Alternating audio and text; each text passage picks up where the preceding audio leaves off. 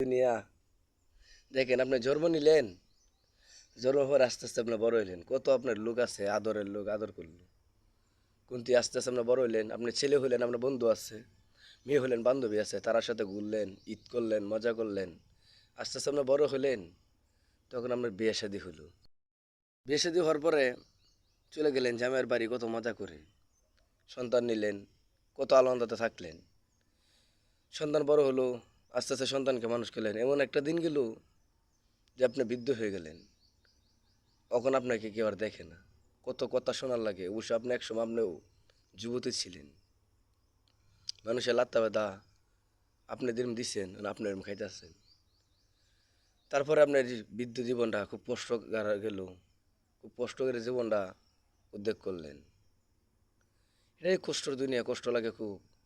যে এক সময় আপনি তো যুবক ছিলেন, কত আনন্দ করছিলেন, আচ্ছা আপনাকে বলে এতে কেন দুঃখ? তারপরে আপনি আস্তে আস্তে দুনিয়ার মায়া ত্যাগ করে এই দুনিয়া থেকে চলে গেলেন।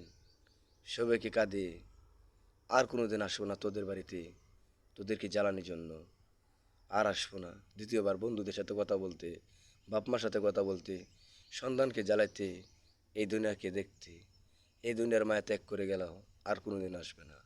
এটাই দুনিয়ার আফসোস, শুরু থেকে আনন্দ করে শেষবেলা কষ্ট করে জীবনটা চলে যাওয়া। আল্লাহ পাক যেন কাউকে কষ্ট করে দুনিয়াতে না নেয়, সবাইকে যেন সন্তানের হাতে ভালো মতনে জীবন যায়, আর সবাই যেন আমল করতে পারে। এই দোয়া আমরা করি আল্লাহ কাছে। আমিন সুম্মা মায়া। সালামু আলাইকুম। স্কুলেতে পড়ালেখা করতে তার কপালে কি লেখা ছিল জানতো না সে।